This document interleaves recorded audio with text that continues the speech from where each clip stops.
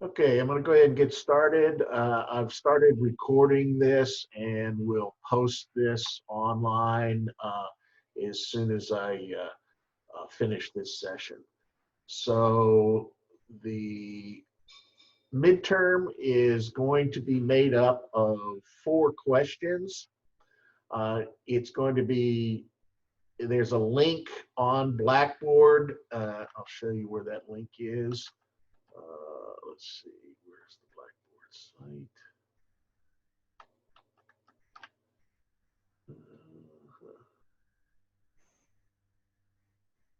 Yeah, okay. So here in on your Blackboard site, right underneath chapters is midterm 3. And right now, when you click on that, that's going to be blank. Later this morning, there'll be a link to the recording of this review that will be listed there. But you'll see at 8 a.m. Monday, April 6th, this will appear.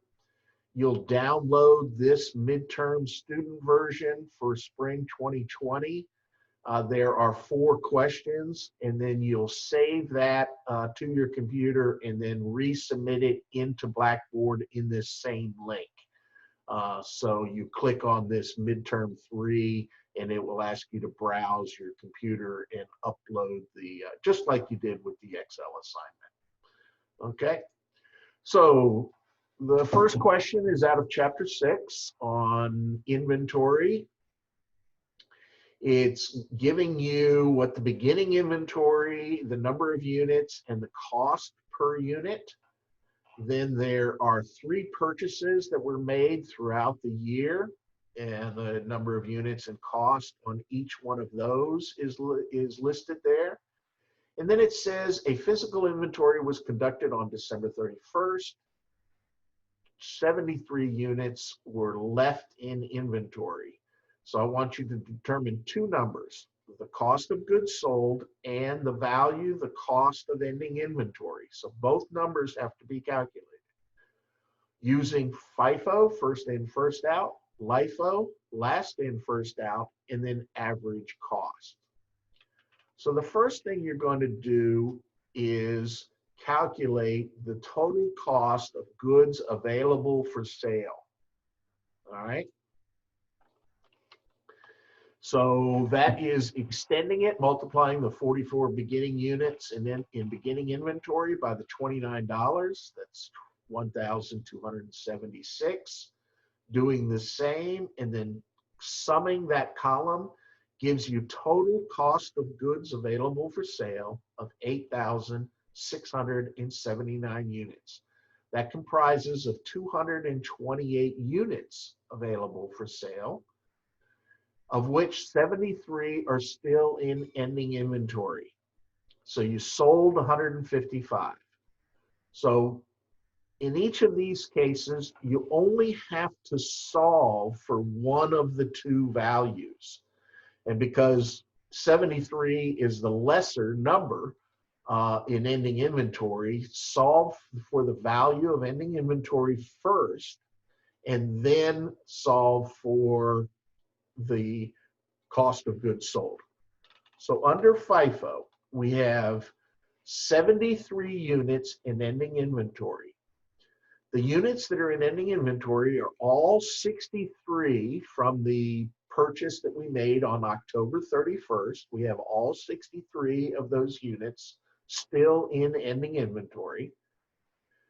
That's identifying 63 of the 73 total units in ending inventory. And so 10 of them come from the June 26 purchase that cost $39 each. That's a total value in ending inventory of $3,414. Subtract that from the total goods available for value of goods available for sale, and you get cost of goods sold of $5,265. I need both of those numbers. I need the cost of goods sold and the ending inventory number for you to get full credit for this. So all of those that highlighted there. So under LIFO, still 73 units in ending inventory. Now, which units are they? They're the 44 units that we started the year with that cost $29 each. Subtract that from the 73, that leaves us 29 units to identify, and that comes from the March 4th purchase at $34 per unit. Add those two together, we get a total ending inventory of 2,262. Subtract that from the total value of goods available for sale, and that gives us cost of goods sold of 6,417. And then lastly, average cost. Take the $8,679 value of goods available for sale, divide it by the total units available for sale of 228. That gives us $38.07 for each unit average cost. Multiply that by the 73 units in ending inventory, you get 2,779.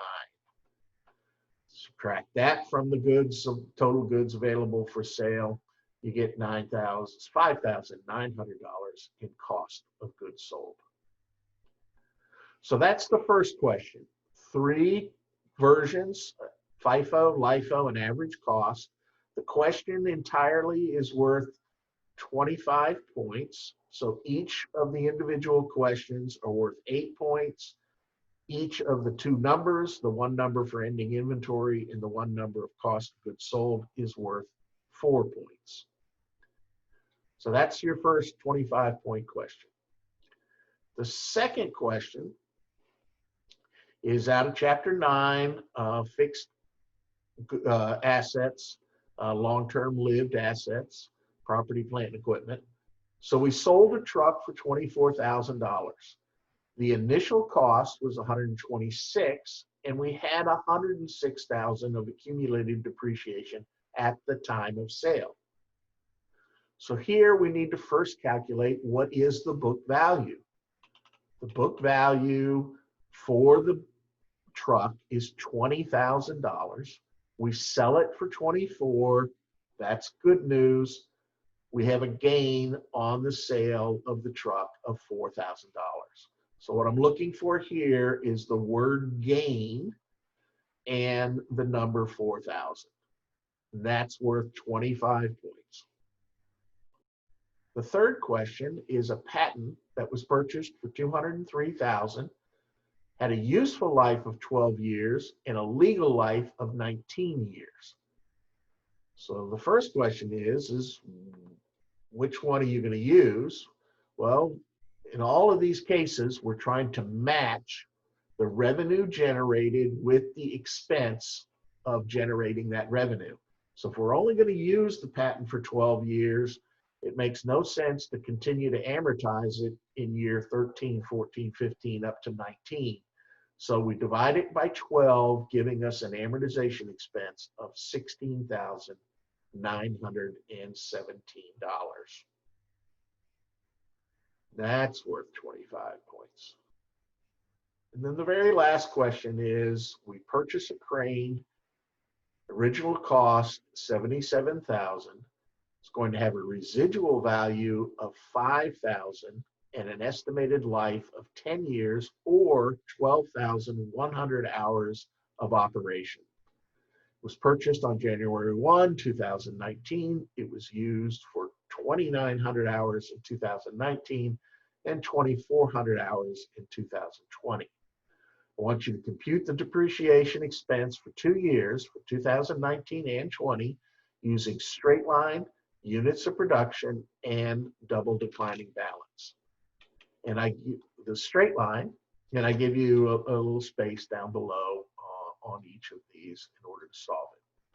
So straight line, you first need to calculate the depreciable base. That's the $77,000 original cost minus set $5,000 of residual value, giving you $72,000 of depreciable base. Divide it by the 10 years of estimated life, $7,200 is the depreciation for both 2019 and 2020. Under units of production, we take that same 72,000 depreciable base, only now we divide it by the 12,100 hours that we're going to use the crane for. And that gives us a $5.95 rate per hour. Put that into the table that I provide you with each of the year's hours used, extend that out, you get $17,255 for 2019's depreciation expense and $14,280 for 2020. Double declining balance. Here we're going to begin with beginning book value. We're going to multiply it by a rate that is twice the straight line rate. The straight line rate is always 100% divided by the number of years in the useful life.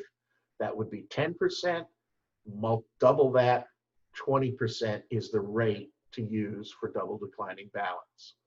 Multiply that by the 77,000, we get a 2019 depreciation expense of 15,400.